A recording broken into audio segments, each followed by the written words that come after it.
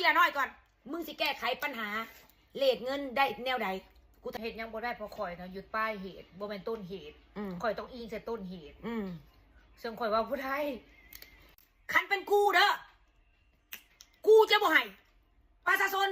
หรือว่าบุคคลทั่วไปสามารถเปิดบัญชีเป็นเงินตาได้กูจะให้เปิดแต่บัญชีเงินกีบสมมติพี่น้องฝากมาในต่างประเทศเข้าปุ๊บต้องไปเปลี่ยนเงินกีบเพราะว่าตามตลาดบ่เอาเงินตาตามตลาดบ่เอาเงินตาและเงินตาเลยเห็นได้เขาซื้อเครื่องจากต่างประเทศเขาสิมีเงินไปจ่ายต่างประเทศให้แต่บรรดาบริษัทที่นำเขาสามารถที่จะแลกเงินตาได้จากธนาคารแต่บ่ให้มีบัญชีเงินตาเลยบ่ให้มีบัญชีเงินตาเลยสำหรับบุคคลทั่วไปกูว่าง่ายๆพื้นฐานเลยถ้ามึงมีเงินบาทถ้ามึงมีเงินดอลลาร์แล้วมึงนี่นะบ่มีบัญชีเงินบาทกับเงินดอลลาร์มึงจะต้องเห็นอะไรมึงก็จะต้องเปลี่ยนเงินกิฟต์คันมึงสิซื้อเครื่องและเขาบ่เอาเงินบาทเขาบ่เอาเงินดอลลาร์มึงเสียอะไรคันมึงบอกไปเปลี่ยนเงินกูถามคำหนึ่งกูไปเที่ยวมากับหลายประเทศและทุกประเทศที่กูไปกูต้องไปเปลี่ยนเป็นเงินบ้านมันแม่กูไปญี่ปุ่นกูต้องไปเปลี่ยนเงินเยนกูไปเวียดนามกูต้องไปเปลี่ยนเงินดงกูไปจีนกูไปเปลี่ยนเงินหยวนกูไปสหรัฐอเมริกาเปลี่ยนเงินดอลลาร์ไปสิงคโปร์กูก็เปลี่ยนเงินเหรียญสิงคโปร์ไปฮ่องกงกูก็ใส่เงินเหรียญฮ่องกงดอลลาร์ฮ่องกงกูไปมาหลายประเทศกูบ่เห็นประเทศใดให้ประชาชนทั่วไปสามารถเปิดบัญชีเป็นเงินตาได้อันนี้กูว่าแบบกูบ่ได้ไผเฮ็ดตามกูแต่กูคิดในใจกูว่าหรือว่าเป็นยอดเหตุนี่บ่จังเหตุให้เงินบ้านเฮามันเหมือนเสื่อมมูลค่าลงย้อนเฮาให้คุณค่าของเงินตาหลายเกินไปมึงไปไหมมึงไปสิงคโปร์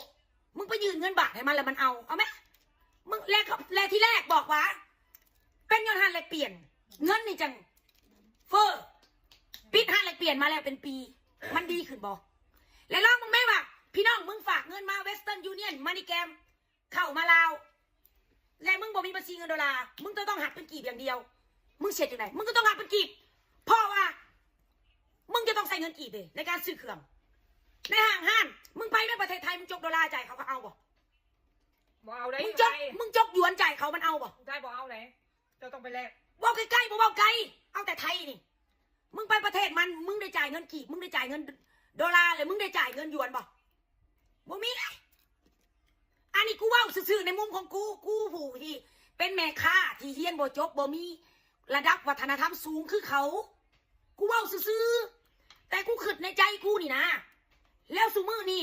เปิดให้ประชาชนสามารถมีบัญชีกี่บาทดอลลาร์แถมยังให้โอนมือหนึ่งเป็นตื้อหลายตื้อโอนหากัน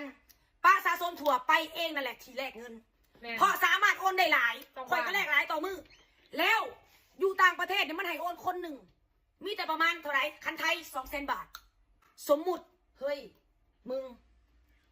บ่ให้มีบัญชีเงินตาประชาชนทั่วไปนี่ให้มันมีแต่เงินกีบไผมีเงินบาทเงินดอลลาร์ในบัญชีเปลี่ยนไปกีบหมดแล้วลึกบัญชีบาทดอลลาร์ไว้ถามว่ากูลุบบ่ลุบกูก็มีหลายกันบาทดอลลาร์กูก็หลายแต่กูยอมถ้าแม่รัฐบาลจะเปลี่ยนจากเงินตามาเป็นกีบใส่กูในบัญชีเดียวเบิดเลยเหตุคือกันว่าทั้งประเทศกูยอมลุบกูผู้หนึ่งเพื่อจะเหตุให้มันเกิดความสมดุลกูผู้หนึ่งเลยยกมือก่อนหมู่กูยอมลุกไล่จำได้กระยามันอันนี้ในความคิดของ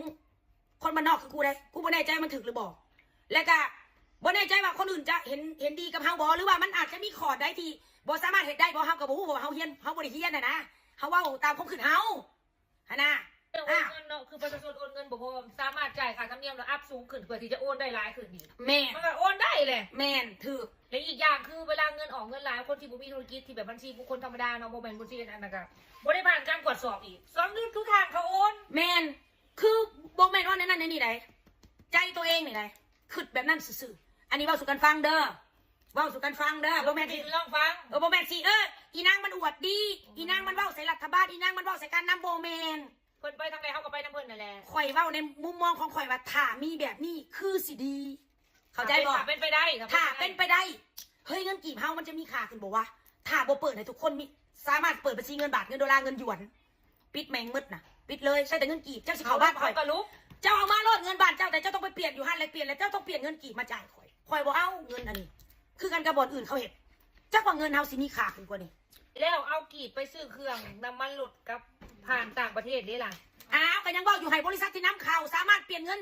ตานำธนาคารได้เพราะว่า นี่มันบ่ใส่เลยเด้เงินตามันไปขายธนาคารหมดเลยธนาคารก็จะต้องมีเงินตา ค่ะเจ้ามีบริษัท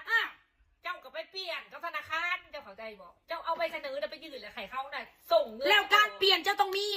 อินวอยว่าเจ้าสิซื้ออีหยังเท่าใด แบบ จะต้องเสนออินวอยมา แบบคือพวกข่อยเนาะ อ่า พวกข่อยสิโอนเงินกีบไปจ่ายค่ะเป็นปัวให้พ่อข่อยอยู่จีนตอนนั้นน่ะจ่ายเป็นเงินกีบแต่ว่าต้องมีใบอินวอยจากห้องหมอนะมาส่งมาว่าสิต้องโอนเงินตัวนี้แต่โอนเป็นเงินกีบอยู่พี่แต่ว่าเขาอยู่พุ่นเป็นเงินหยวนเขาจะเอาเงินกีบเลย แม่